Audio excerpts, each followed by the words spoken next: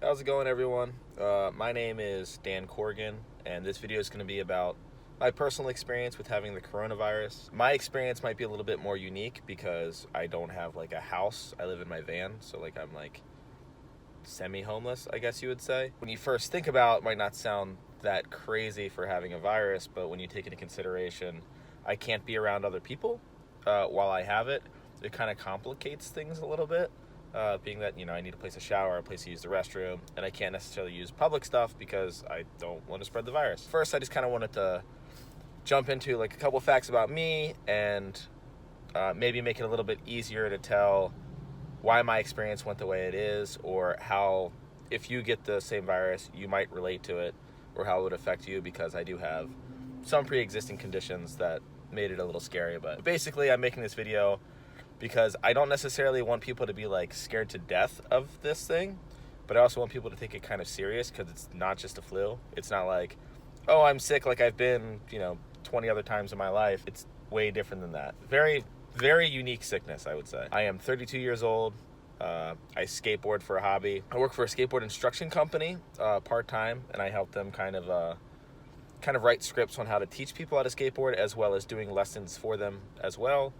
And I work pretty close with the owners as far as what they want to do with the company. I feel like, if anything, they just bounce ideas off of me, and sometimes I come up with cool stuff, sometimes I don't. Really great job though. Love that job. I also help them out around the house, like a little bit of random work for them there, just because when I first moved to California, I didn't have a job, so they're just really just throwing me a bone, just giving me work. But I have a second job now, and that's for Keen Ramps. It's a skateboard ramp building company.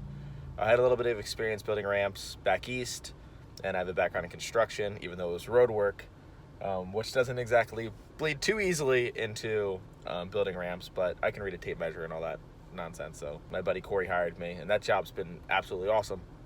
So thanks a lot, Corey. But it's a pretty physical job. There's a decent amount of lifting and stuff like that. Now, my pre-existing heart condition, I have Wolff Parkinson's White, which is not the worst heart condition to have. It's basically your heart runs on electrical current, I guess, or something like that. And mine has a little hole in it, a little opening, so it'll just cause my heart to beat a lot faster than it normally does. And I did read that, if you have a heart condition, it kind of puts you a little bit more at risk with the coronavirus, which was kind of scary when I started feeling ill. But I also happen to have bladder stone right now. I need surgery, which keeps getting pushed back because of the coronavirus. I was supposed to have it a while ago. I've been scheduled for the surgery for 6 months. When I finally get the surgery, it'll have been 6 months. So that really sucks. But basically, a lot of pain when I pee. And my bladder stone is just over half an inch. Those are kind of my pre-existing issues. I'm pretty healthy. I don't drink. I don't smoke. I drink decaf coffee, but I do partake in chocolate more than I probably should. Probably not the healthiest eater. I'm pretty active, so I burn away a lot of the bad stuff. The first thing that happened to me was I lost my sense of smell a week before anything else. And this is right before the study came out that if you lose your sense of smell, that could be a symptom. So I lose my sense of smell. I'm going to work, not thinking anything of it. But then I read a little thing about losing your sense of smell and how it could mean coronavirus. And I was like, oh crap. That's kind of scary. And then later, I'm at work and I'm literally just putting on a sticker. I'm putting a sticker on a ramp. And I was getting kind of nauseous and kind of exhausted from it. And I was like, oh, that's weird. I'm going to go to the bathroom. I go to the bathroom. I end up throwing up, which at that point in time I didn't think was a common symptom of coronavirus, being nauseous. Not that I thought that it wasn't possible, but I didn't affiliate the two with each other. Then I go back to work and we have to countersink some holes. So not the hardest thing in the entire world. You're literally just, it sucks on your back a little bit. You're literally just drilling little holes in a piece of wood. You don't have to put too much pressure. It's not that crazy. And I'm just going about doing a couple of them. And the next thing I know, I'm sweating profusely, as if it's this really difficult job, which that part of it is not. And I turned to my boss and I was like, I got to sit down for a second. I'm not feeling too good. He's like, yeah, sure. So I sit down and I start getting my breath back. And then when I stand back up, though, all of a sudden it's just woo, you are exhausted. So I tell him that I want to go lay down in my van because, my van's right out front. And I live in it, so it's really easy for me to go home. I lay down and I told him if I feel better after lunch, I'll come back to work. Didn't feel better. I let him know that I wasn't feeling good. He was like, yeah, take the day off, if you need to, do what you got to do tomorrow. I woke up the next morning. I text him before work starts, like, hey, still feeling bad. He's like, okay. And that was on a Friday, so we have a short day on Friday. Around 12:30 is what time we usually get off, 11, 12. Later, way later in the day, I start feeling a little bit better. And I'm like, oh man, like maybe I just had like a stomach bug or something like that. And my friend Haley, she wants to meet up, so I go up to go skate. And this, like right when I get there, we go to this spot, and I am like feeling just really weak. And I'm doing very, very basic things on this ledge. And I fall really hard trying I try to 5-0 a ledge, and I just totally miss and like backflop the ledge. If you don't know what that means, doesn't matter. I fell really hard doing a really easy thing. After that, I was just like, I couldn't skate. Like I was just too exhausted. It didn't hurt me, but I like was just too tired to skate. Man, I thought I had the stomach bug, but maybe I actually really might have this coronavirus. So she takes me to a place to get tested. Now I understand that a lot of people are having trouble getting tested. I had someone DM me on Instagram telling me, was not convinced that I actually got tested because he is related to a doctor. I think his dad's a doctor. And he also has a pre-existing heart condition, and he couldn't get tested. But I actually went to Ventura County to get tested. And the good thing about Ventura County is I was like assigned like a specialist. Like if you test positive, like you get a specialist in that county, but we'll get to that in a minute. So I go there, I tell them my pre-existing heart condition. I had also been in contact with someone who tested positive. I went paintballing like a while before that, and one person who was there ended up testing positive. Now I didn't really come in contact with them, but you never know. I was also thinking we could have both gotten it from paintballing by touching a surface that someone else who wasn't even with us had it. Also, the team manager of Powell Skateboards, DeVille, he also got it. So, right there, that's 3 of us, and we all were in the same location. So I wouldn't be surprised if I got it from there. But also, Haley was sick before that, so maybe I got it from her. Who knows? Everyone thinks that they had it at some point. Everyone's like, I was sick this day, so I already had it, but who knows? So hopefully when I describe the symptoms, maybe it'll make it a little bit easier to figure out whether you had it or not. So she takes me there. They stick the thing up my nose. It's not that bad. I know it looks real gnarly when they stick it up your nose, but like, it feels like you pulled out some nose hairs, but without like the pain of it. It just makes you kind of like tingle in there. Like it's a little itchy. Like it makes you almost want to sneeze, but it's not. It ain't nothing. If you're afraid of that, you just go get it done. It's real easy. They test me, and then, they say they will have my results in 4 days, 4 to 8 days. I end up staying the night in the area in my van, and then I wake up the next morning, and Haley's already with me, so she was like, not feeling well. She was like, I don't know, I think I have it too. So we both have it. But she didn't get tested because they only test one person per household. So we just, at this point in time, we're just assuming that she has it. She comes and meets up with me, and I'm feeling like super sick all of a sudden. I got so tired. I was so exhausted at one point. We were just hanging out in the van. I got so exhausted. I was trying to grab my debit card, I think, out of one of my pockets. And just to stick my hand in my pocket, I got so exhausted that I had to take a break between checking my left pocket and my right pocket. I was like, this is not right. Like, I'm super tired. And now the exhaustion is like, not just out of breath. I mean, it feels like you have to put the most mental energy ever to like move your limbs. Like you have to try so hard to move. So I was like, take me to the ER. Like, this is not right. This is not normal. I end up going to the ER. And when I get out of the van, she like pulls right up front. And to get out of the van, to walk to the front door, my legs were like shaking profusely, like really shaking, like not just like a little wobble, like they were like buckling. It felt super crazy. I get there, I tell them what's going on. They put me in the room with all the other people who have tested positive for coronavirus, basically. So at this point in time, I'm like, well, now I'm definitely gonna get it, because like if it's not that, I'm in a room with a bunch of people who have it. But they run a couple tests on me. They told me, like, I didn't even know that I had a fever up until they told me that I had a fever. Because they were like, any, signs of having a fever? And I was like, no. And they were like, well, you got one. Like, we checked your temperature. And I was like, oh, well, I didn't even know. I couldn't tell the entire time whether I had a fever or not. Like, I kept checking my forehead. I don't know. I'm not good at doing the whole, I don't know that. So anyways, they test me. And they tell me that there's not much that they can really do for me. Like, unless it's, like, affecting my lungs, they don't really have any special stuff that they can do. They're just kind of like, you just got to treat it like it's a bad flu, or take care of yourself and self-isolate. I'm like, okay. So that sucks. They did offer to x-ray my lungs, but they said that they they checked my breathing and stuff like that, and it was like, it really doesn't seem like you have anything wrong with your lungs. So I was like, okay, cool.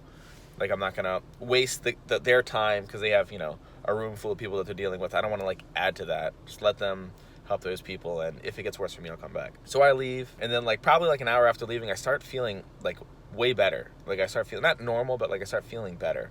And this is where it really differs from any other flu or anything that I've ever had. And I've talked to other people online who's also had it, like, because I posted on my Instagram that I had it, and a bunch of people DM me like, hey, here was my experience. What was your experience?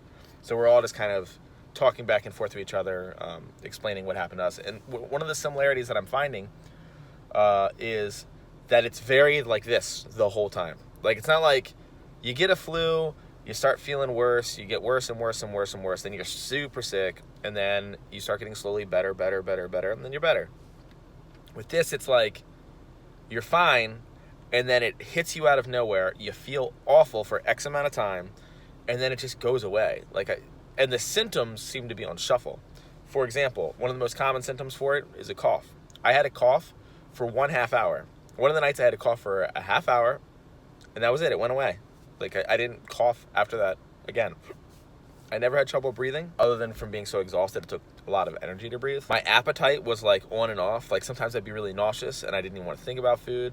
And other times I'd be like, oh, like, I feel fine. Like, I feel good. Something that I thought was kind of odd that I talked to someone about, and they had a similar experience, is it seemed like the only food that I really had more of an appetite for was fruit for some reason. And I'm not like vegetarian or vegan or anything like that, but for whatever reason I was like, yeah, I want fruit, I want oranges, like I want bananas, like it was one of the few things that I felt like I could like really eat most of the time.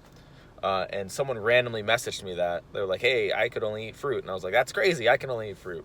So I don't know what that actually means, but the one thing that may remain consistent and still to right now is no sense of smell.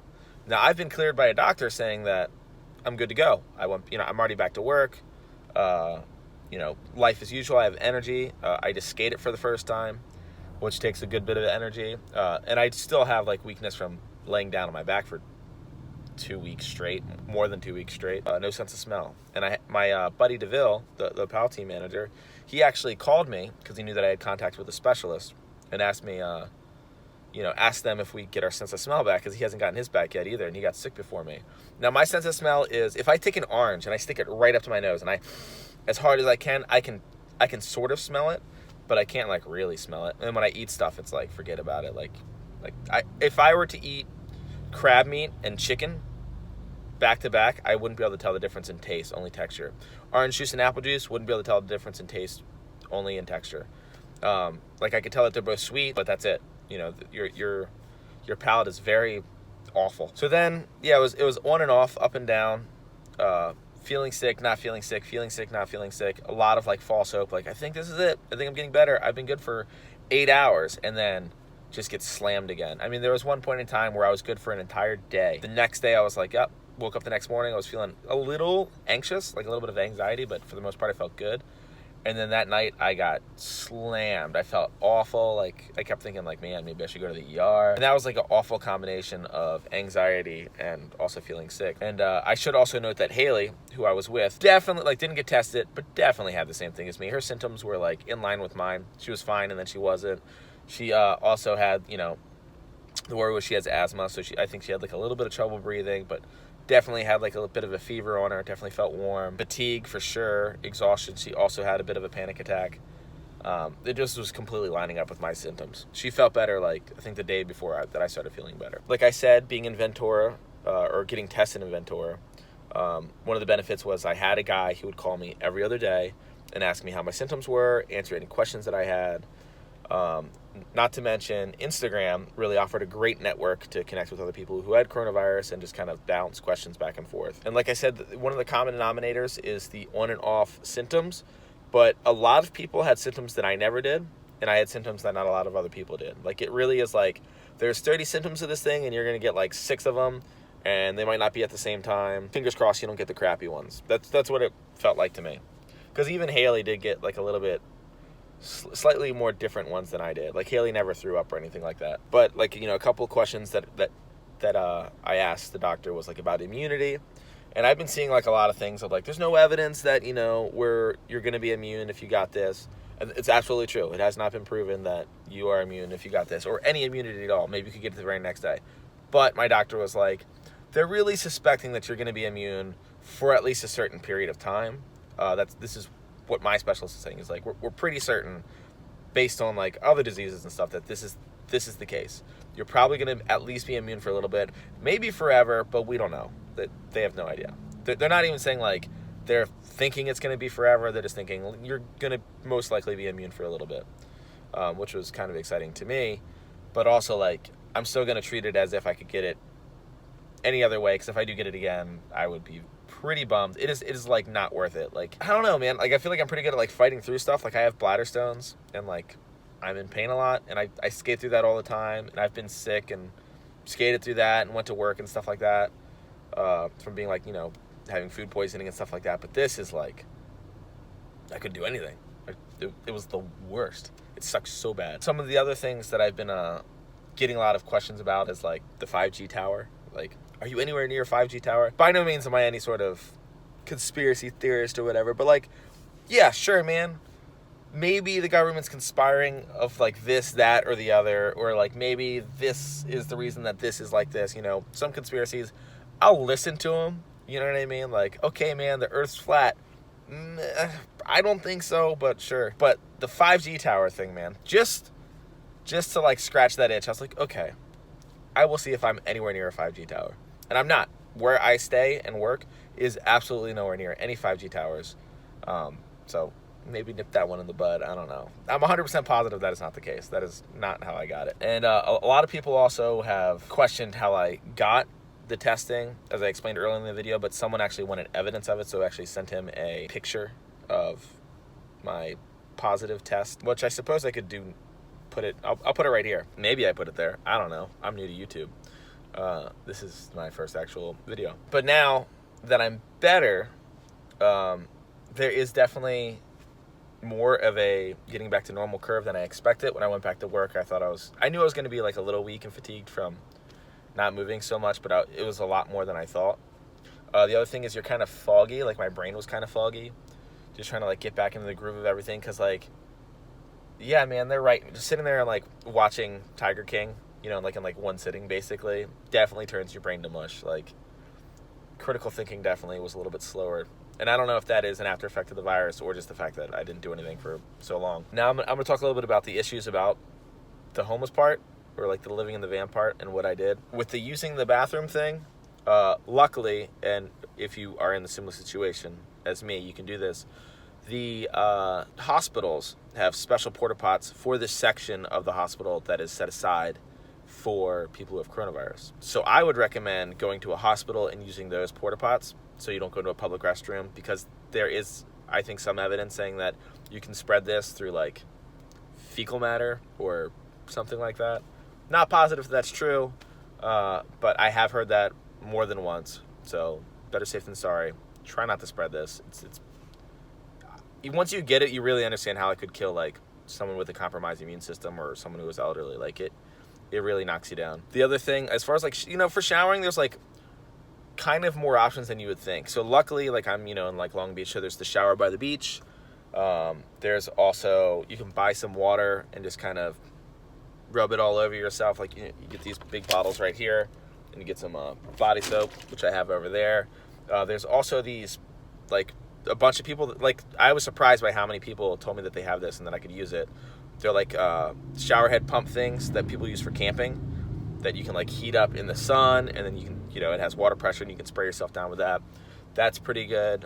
So showering, you know, wasn't like the gnarliest issue, even though I was so exhausted. I'm gonna be honest, I didn't do anything. I wiped myself down a couple times, but like I was too tired to like put any effort. Like, I wouldn't even drive to LA to go pick up one of those shower head things. Like, that's how out of it I really was. So that all kind of sucked. Yeah, I got really gross.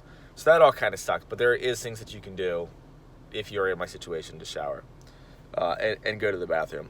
What sucks is, you know, normally I would go to a gym to shower living in my van, but all the gyms are closed. Wasn't the worst thing in the world, but pretty inconvenient. As far as food went, luckily I had a really solid support system, I guess you would say. And as far as like getting food and stuff like that, luckily I had a very solid group of friends. The people at Salud, which is this cold pressed juice bar, which is like the best juice ever. Like, they are not scared of ginger there. Like, they will hook you up with some ginger in your juice. Real good kick to it. They actually like gave me like a box of them, like for free, which was pretty incredible. They set it out front of my van. They had an employee come set it out front of my van, and then like I went and got it. And you know, people doing stuff like that for me, you know, like keeping me eating well. I got some canned food and stuff like that.